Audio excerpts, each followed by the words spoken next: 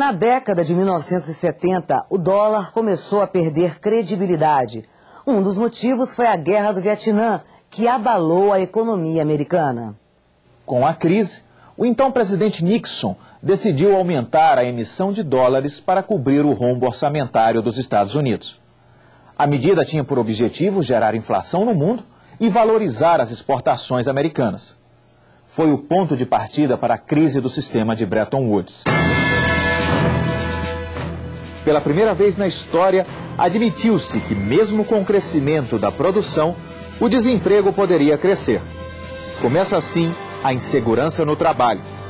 Os centros capitalistas, ou seja, os países desenvolvidos, passaram então a investir na chamada revolução tecnológica, principalmente nas áreas de informática, comunicação, biotecnologia e robótica. Isso resultou no aumento da dependência dos países mais pobres.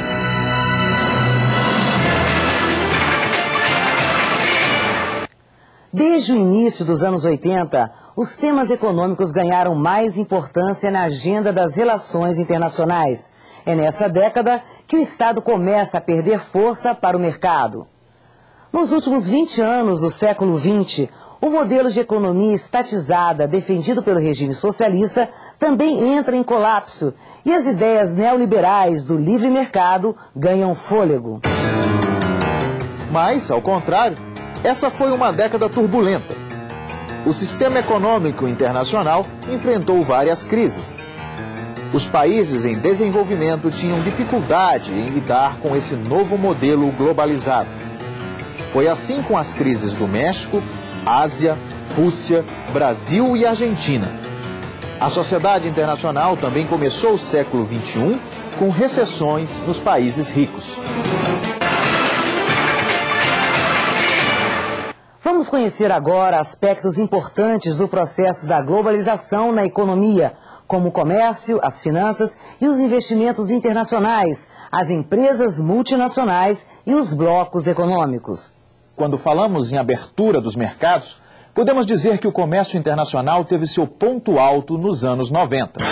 Nessa década foi criada a Organização Mundial do Comércio, a OMC. Esse órgão contribuiu para a redução de barreiras tarifárias. Mas a OMC tanto pode representar uma importante organização para a cooperação internacional, quanto um instrumento de dominação para os países mais ricos. O colapso de Bretton Woods trouxe um novo sentido em termos de finanças e investimentos internacionais. Crises cambiais e da dívida externa foram uma constante nos países em desenvolvimento. Por outro lado, os países ricos ficaram mais ricos ao aplicar os seus recursos no mercado financeiro dos países em crise por causa da alta rentabilidade oferecida. É a entrada do dinheiro volátil, que não deixa nenhum investimento. Os países desenvolvidos também começam a instalar empresas além de suas fronteiras em busca de mão de obra mais barata. Os anos 80 foram um desastre para os países mais pobres, que tiveram de reduzir os seus gastos para pagar juros da dívida externa. Esse processo financeiro levou ao que se chamou de cultura de Davos, cidade da Suíça, onde todos os anos executivos e banqueiros se reúnem para discutir políticas financeiras que serão adotadas no mundo.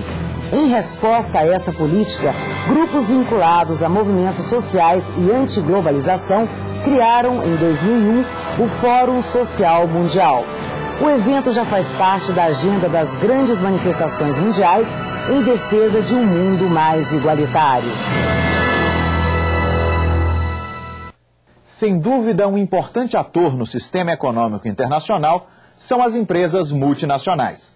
A maioria investe intensamente em setores de bens de capital e tecnologia e contribui para o crescimento econômico de países em desenvolvimento, como o Brasil. Essas empresas são importantes não apenas no aspecto econômico, mas também político. Aliás, elas exercem forte influência sobre muitos governos. As multinacionais podem interferir no processo de desenvolvimento dos países mais pobres. Entretanto, à medida em que essas empresas se instalam em outros países, elas começam a perder o vínculo com o estado de origem, já que sua linha de produção passa a ter como base os diversos países onde está instalado. e passam a ser chamadas de transnacionais. Uma última característica do processo de globalização é o aumento da integração entre os países, com o surgimento dos grandes blocos econômicos que passam a competir entre si nas relações internacionais. Sobre o sistema econômico internacional, o Conexão Mundo conversou com o especialista em relações internacionais, Tiago Ivo Odon. Tiago, qual o significado do sistema econômico para as relações internacionais? Essa resposta depende dos instrumentos teóricos, né, e metodológicos que você usa.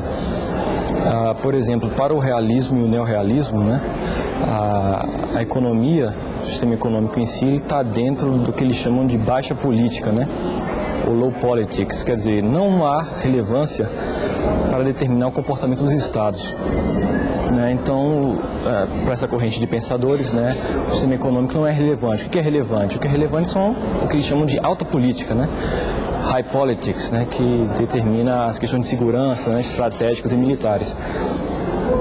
Para a corrente dos liberais, né, os liberalistas, os pluralistas, aí sim o sistema econômico ele é considerado relevante para as relações internacionais porque ele determina com seu corpo institucional, porque o sistema econômico ele cria, né, instituições, né, e ele favorece a paz entre os países, né.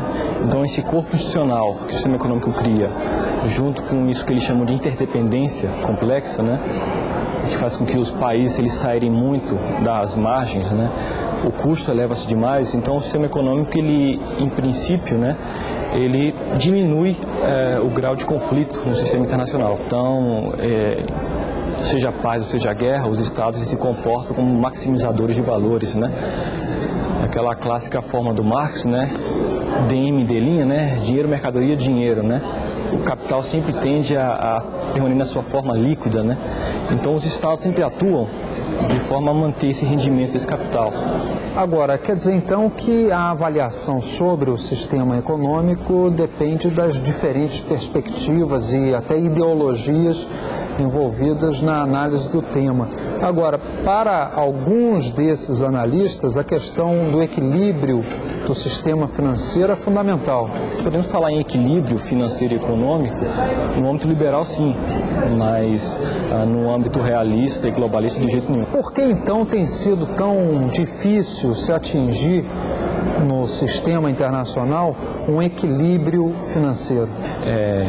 Nós tivemos aí um fenômeno do século XX, foi que o fator conhecimento, né, ou tecnologia, ele se deslocou do capital para o trabalho, né? Nós temos aqueles 3 fatores de produção da economia, né? Terra, capital, trabalho, né? Então, a tecnologia ela se deslocou do capital para o trabalho.